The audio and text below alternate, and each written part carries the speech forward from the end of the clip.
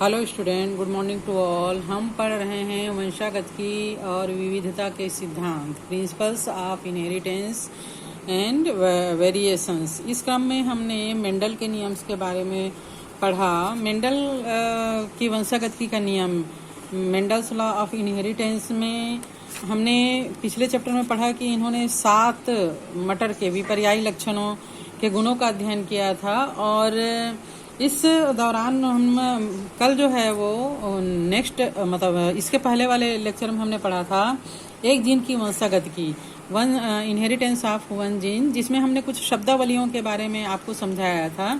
For example, allele क्या होता है, जीन क्या होता है, प्रभावी गुण क्या होता है, अप्रभावी गुण क्या होता है। तो इन सब के बारे में हम चर्चा कर चुके हैं। आज हम एक जीन वंशागति के मेंडल के प्रयोगों को और ज़्यादा थोड़ा सा विस्तार से देखते हैं, विस्तार से पढ़ते हैं। तो हम जब कल पढ़ रहे थे तो हमने देखा था कि एक जीन वंशागति में मेंडल ने एक ही गुण का, मटर के एक ही गुण का, इत्तेफाक से मटर ने जिन 7 विपर्यायी लक्षणों का अध्ययन किया, मेंडल में मटर में 7 जोड़ी क्रोमोसोम्स पाए जाते हैं और प्रत्येक गुण जो है वो अलग अलग क्रोमोसोम्स पर स्थित होते हैं, जो एक दूसरे को प्रभावित नहीं करते, एक दूसरे को डिस्टर्ब नहीं करते, बल्कि स्वतंत्रता पूर्वक अगली पीढ़ी में जाते हैं। तो इस चीज को मेंडल ने अपने प्रयोगों के द्वारा अच्छे से समझाया। हमने कल मटर के लंबे पौधे और बौने पौधे के बारे में जिक्र किया था। मेंडल ने सबसे पहले अपने प्रयोग में मटर के पौधों के लंबा गुण, और लंबा का विपरीत होता है बौना गुण।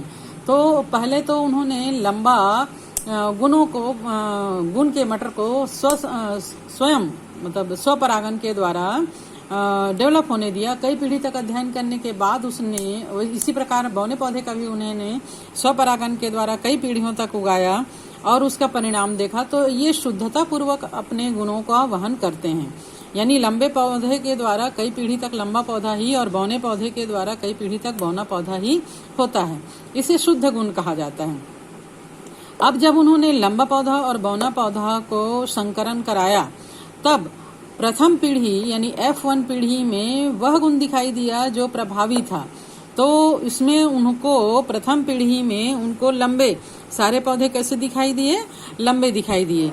मतलब ये कि लंबा पौधा जो है वो बौना पौधा को दबा रहा है, तो लंबा पौधा प्रभावी है और बौना पौधा जो है वो अप्रभावी है। ये हमको कब पता चलता है, जब हम प्रथम पीढ़ी के लंबे पौधों का आपस में संकरण कराते। जितना हमको प्रथम पीढ़ी में लंबा पौधा मिला है उसी में फिर आपस में हम संकरण कराएंगे।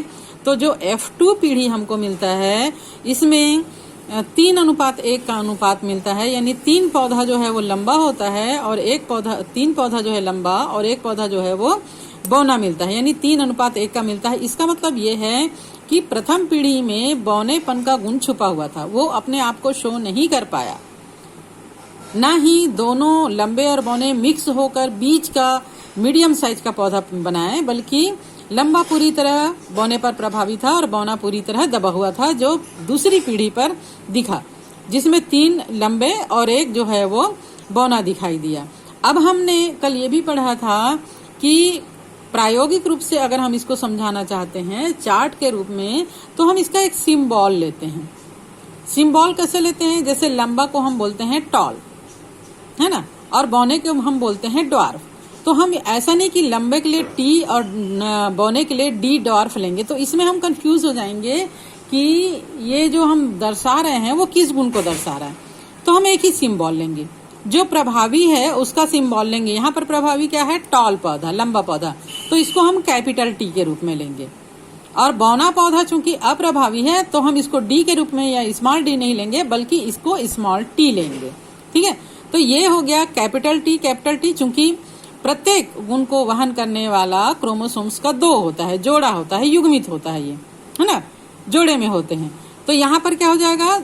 2 कैपिटल टी, और यहाँ क्या हो जाएगा? 2 स्मॉल टी। तब इसमें का एक युग्मक लेंगे क्रॉस कराने के लिए, और इसमें का एक युग्मक लेंगे क्रॉस कराने के लिए, यानी कैपिटल टी 1 और स्मॉल टी 1 दोनों को क्रॉस कराए तो क्या हमको मिला?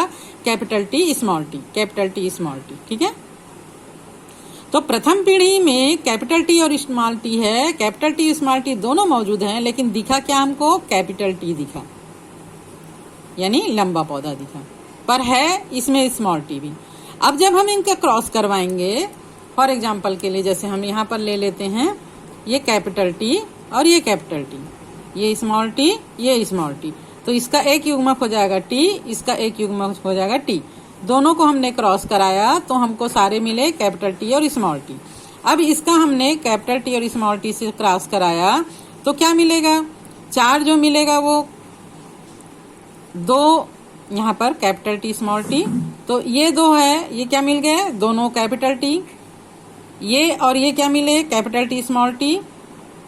इसी प्रकार ये और ये मिले कैपिटल टी स्मॉल टी, और ये दोनों स्मॉल टी मिलकर स्मॉल टी स्मॉल टी। ठीक है, तो यहाँ पर क्या हो गया, जिन्स की वंशगत की एक जो है वो दोनों कैपिटल टी और 2 जो है वो कैपिटल टी स्मॉल टी, और एक जो है वो स्मॉल टी। मतलब जीन्स या कारक, मैंडल ने उस समय फैक्टर या कारक कहा था क्योंकि उसमें जीन्स की खोज नहीं हुई थी। तो इसका अनुपात क्या मिला, 1:2:1। हमने कल एक और शब्द पढ़ा था, जीनोटाइप और फिनोटाइप। फिनोटाइप मतलब दर्श रूप, दिखने में तीनों कैसे हैं, लंबे हैं। ठीक है, तो 3 फिनोटाइप अनुपात, और एक कैसा है, बौना है ना।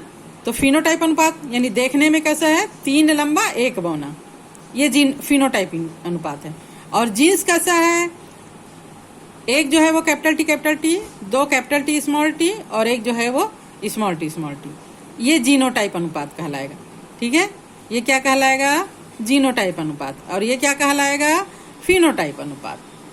ओके, तो इस प्रकार इस प्रयोग में, प्रेक्षण में अप्रभावी जन की विशेषक की अभिव्यक्ति बिना किसी प्रकार के सम्मिश्रण से ही F2 में चले जाता है। मेंडल ने यहाँ पर यह समझाने की कोशिश किया कि ये सभी आपस में बिना एक दूसरे को प्रभावित किए हुए ही एक पीढ़ी से दूसरी पीढ़ी में जाते हैं।